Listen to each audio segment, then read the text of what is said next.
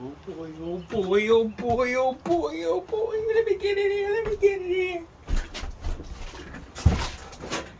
Shut the cock, everybody. Charlie Line, Hobo Depost. Woo. Woo. Let me catch myself. Look, why you gotta catch yourself? Well, I've been running. What? You been running? No, I ain't been running. My mind been running. Listen, I ain't gonna tell you no tale, man. I'm about to show you something that I never ever had my hands on, and I always wanted to. And just so happened in Richmond, Virginia, there was this brother that didn't live far from me. It was close to me all the time, and I didn't even know it was that close to me. It was next door, and I didn't even know it was next door. I should have just went to the fence and went, "Hey, anybody got this base?" Look, they were like, "Yeah, I got it next." Man, I've been had that base, man, years. Anywho, all right. So today, it came in, and it came into the shop, and I was just overwhelmed and excited, and I didn't know what to do. I mean, I didn't want to sit there and go. Huh, I had mini Ritters in my shop, bruh. This is just one of the mini I had here. On the inside, I was like, ah! One of these moments. Eat. It's one of eat moments, man. when he walked in the shop with it, I was like, oh my God, dude, you got one of them? I've already heard, he already called and told me he had one, but when I didn't know he would show up. But when he showed up, man, it's like, oh, I was jonesing. Anywho, so today, this base is a base that I never owned, always wanted to touch, always wanted to put my hand on, and definitely wanted it in a Hobo Depot. All right, so since it's here, let's look at it. This is Say No More. I don't know if I'm saying his name right, Jens Ritter. This is a Ritter. It done been through the Hobo Depot. It's got, it's got recon, and I mean, I have heard, and seen them on video, but to actually have one here is just wow. It's overwhelming. Look at this thing, man. This thing is absolutely beautiful. Look at it. Look at the headstock. That's so sexy. What y'all think? Isn't that sexy, man? That joint is sexy. All right, look at the back of it, man. Look at all that flame back there, man. This is like a Bugatti, man. This is like a Bugatti of bases, man. Woo! And this is supposed to have like a 3-stack pickup configuration. All right, now here's the pros I think on this base. The pros on this base is amazing. The craftsmanship is third, second, first, 0 to none. It's absolutely I mean it's beautiful. It's beyond beautiful. The craftsmanship is beyond beautiful. When it came in, I had to do some fret work on it because it was a little, it was probably in a dry place, so the frets was doing a little cutting to me. Also, I had to file them down because I think somebody got to them and didn't quite get them right. What else? Oh, I was really stung on it's got 18 volts, and the electronics are Ritter. So you have push pull, active passive, and then you have blend, which is front and back. All three pickups in each casing is on at the same time. There's no, well, not really, because you got these cut switches that actually throws them into the modes. And then you got this one, and this only works in the passive mode. So if you pull it up passive, that's when that kicks in. It doesn't do anything in active, which is shocking to me. Man, a base that costs so much and they don't do nothing but just passive? Ugh. All right, so then what I kept getting misunderstood is, misunderstoodable, that ain't a word, is that this should have been mids, high mids, and low mids. But I think it's treble and bass, and I think this is high mids and low mids. All right. Single coil, dual coil, the kind of thing. Two-way switch. All right, now, here's the cons. Power-wise, it's not there. I was really, really disappointed with the power of this bass. It didn't have the power that I desired. I would think coming out the hole, I can do 0 to 100 in 2.1 seconds. It's like, it's not there, man. I don't care. You go in the back of it, and there's no way you can turn it up in the cavity. Whatever you got is whatever you got. That was disappointing to me. That really hurt me. So let's hear it, man, because, let's talking. All right, so let's see if this chair will come up anymore. Nope. So I had to get me an extra boost. And I know a lot of you Ritter guys may say something different about this, man, and that's cool. I never had a Ritter, so I'm going to tell you honestly what I think about it. And some people may say, "Oh wow, dude, you cut it all to pieces." No, I didn't cut it all to pieces. I just said what it didn't have and what it had. Now, let's look at playability. The neck is super elastic fast, super fast. I'm not a fan of this heel right here though. It stops right at the F. Right at the first fret of the F. It's like it's too much of it for me. But before you can get the F, see it? It's already there, man. That's not good for me. All right. I love the woods, the way they did it. Of course, the gloss on this thing is just absolutely beautiful. Once you buff it, and I buffed it twice, it's like absolutely beautiful. All right. So I got SIT strings on it, foundations. So we're gonna tune it up, make sure it's in tune.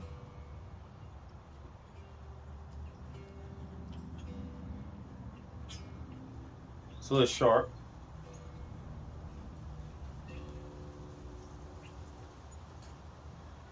Mm-hmm.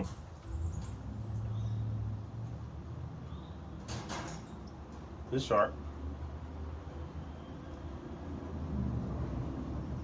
All right, so let's go with passive first. Now I'm coming through my SWR with no hone in it. It ain't got no hone in it. All right, so I had to turn the amp up, y'all. I normally keep amp somewhere around 10 o'clock or 9 o'clock because of the preamp. But this one I had to turn it actually to about 1 o'clock. And that's not good to say for me. So this is a rear pickup. Now this thing is sitting extremely low. I got it sitting right on the fret. And it's taking it. Yet, my customer who owned this plays in D flat. So it definitely got to come up a lot.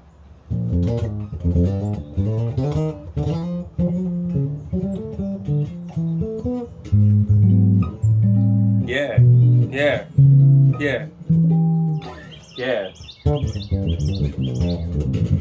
It plays like butter. You don't have to play it. It plays itself. But even in passive mode, it's really low. I mean, listen to it. And that amp is, I could turn it up some more. I mean, but all right. So let's go to that rear button right here and turn that to all treble.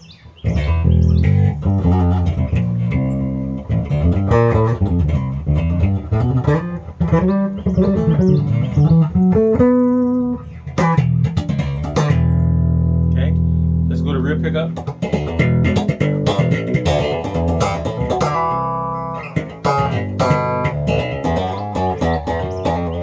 Okay. Both pickups.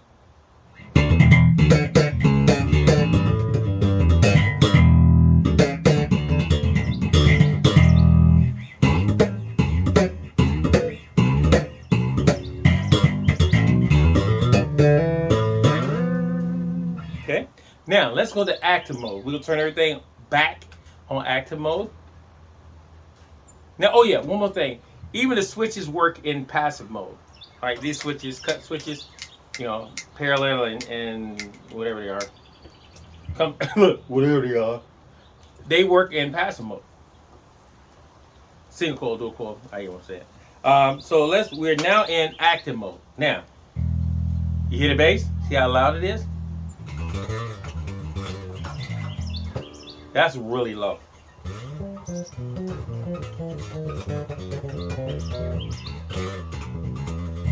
Okay, so we're gonna go all the way, switches all the way down.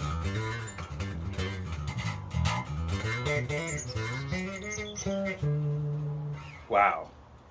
And of course, the rear doesn't work on anything. All right, so let's see. All right, we're gonna do high mids first. Nope.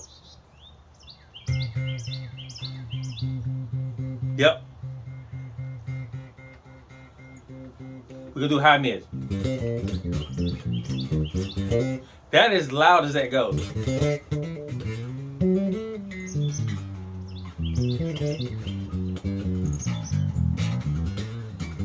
That amp is, I'm gonna hit turn the amp up.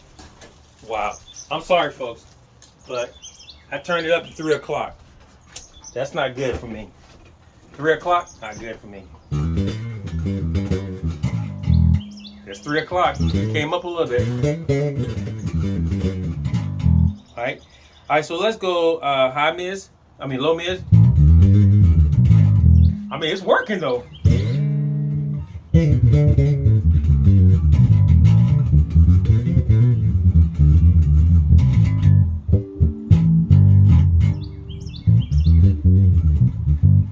Now my touch is really, really light. To an aggressive person, it might be too low.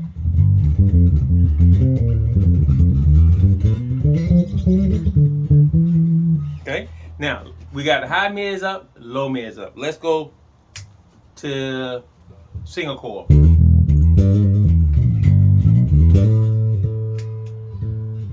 No, that won't single coil. Dual coil. A little bit more heat came up on it. All right, so now we're gonna go and turn the treble to D10.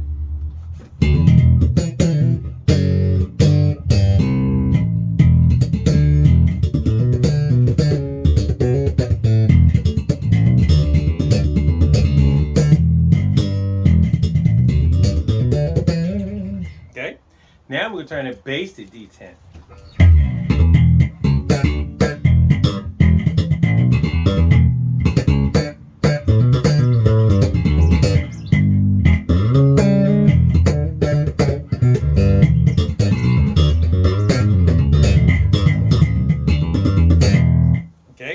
Turn the treble all the way. Now that amp ain't got no one in it, so the treble is definitely working.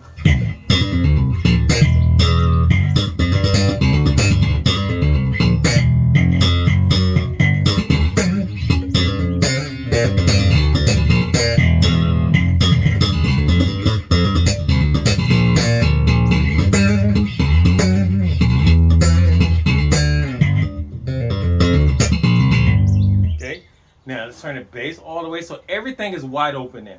Everything is wide open.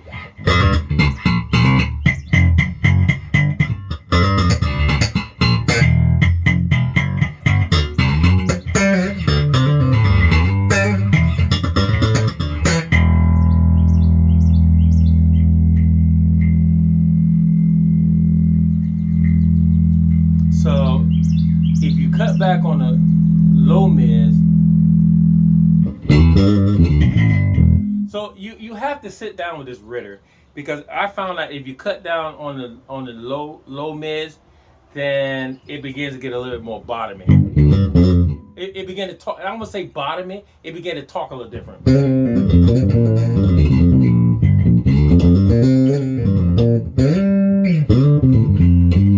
So that's the trick. The trick on this bass is the mids, not the bottom. The mid.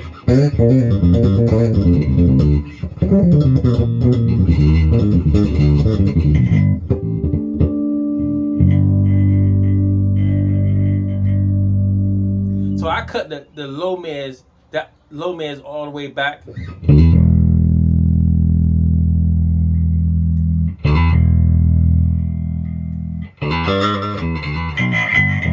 I cut the high mids all the way back and let the low mids stay up. And that's what gave me the bottom. The rear pickup.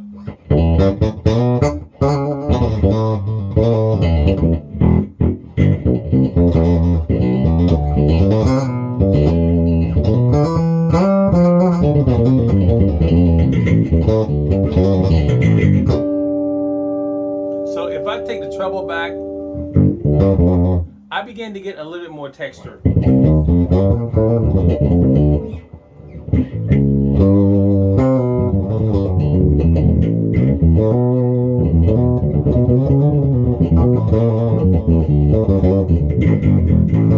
So to me, this is not the type of bass you can get that day and take it out unless you already know it, because if you don't know it, you will be sadly hurt on the gig that night. You have to sit down with this bass and learn it. It will do a lot of great things for you. You have to sit down and ask it. Yeah, I said ask it. You have to sit down. You have to sit down and talk to the bass and see what kind of language they're talking. Both pick up. See, I'm beginning to hear something. If I sit down with this bass about 2 hours, 3 at the most, I can dial in stuff.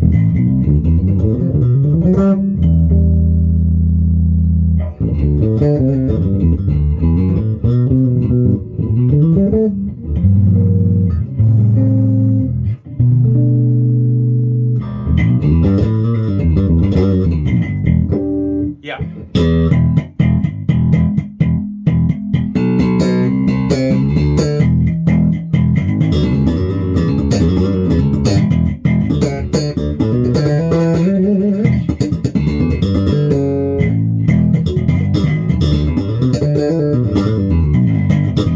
She will talk.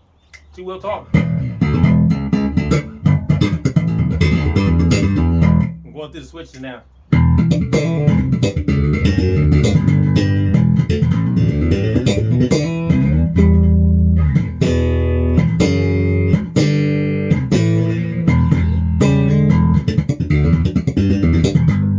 Yeah, she'll talk. She'll talk. The thing about it is, you know, I'm going to say this, and I'm not saying it being derogatory. I said derogatory. Hey, Hootie, I said derogatory. I'm not saying to be mean. I'm just saying the bass would do amazing things if you sit down with it. It is not a high output bass. It doesn't throw a lot of heat out. But the quality of the bass and the characteristics of the bass, it does a lot. And the main thing to me is just absolutely gorgeous. It's a piece of furniture. It's very unique looking. So on stage, it looks really unique. You know, I'm thinking on taking it to church in the morning and blessing it. Look, but don't tell the guy who owns it though. He'll see it on the video. That'd be too late. Then he'll have it back. So look, maybe. But it's the most amazing bass that you can have in your hand. As far as once again, it's the craftsmanship that blows me out the water. Good bridge, 2-piece bridge. Like I said, electronics is not. Don't expect a whole lot of booty. It doesn't do that. So whatever you asking for or whatever you looking for, you have to ask your amp. So you have to get to the gig in time enough to reset your amp. All right, resetting your amp would actually do well on this bass. And a lot of people who carry those 2,000 watts, 1,000 watts, 1,500 watts, 3,000 watt amps, this is the right bass for you, because you just dial it in and leave it, and it will do a lot of great and wonderful things. But it ain't gonna throw the power out that you normally hear what's going on today. But that doesn't mean it's not a beautiful, it is not a wonderful bass. It is a wonder. Hootie, it is a wonderful bass. And I'm so glad it came in a Hobo Depot. That's why I'm like excited, because it is here in a Hobo Depot, man. And I get a chance to, put my hands on it and actually get a chance to actually touch a Ritter. I'm excited. I would love to own one. I don't have one. So maybe this guy will let me have this one. Look, I'm just saying, man. I'm just throwing it out there. You have not because you ask not. That's what the Bible says. You have not because you ask not. I'm asking. I just ain't asked him yet. Look, I'm just saying. All right, so guys, look, check it out. Please keep praying for my queen and I in the Hobo Depot. And definitely every morning I pray for you guys. I have to, man, because it's what I do. I love you guys. And tell somebody you love them today, because tomorrow they may not be here. Even an hour from now, they may not be here. So tell them right now, if you can get the opportunity. The opportunity is now to call and say, hey, man, I just want to call and check up on you and say I love you, bro. Or sis, hang up. And that way you got it out the way. One note will save the world.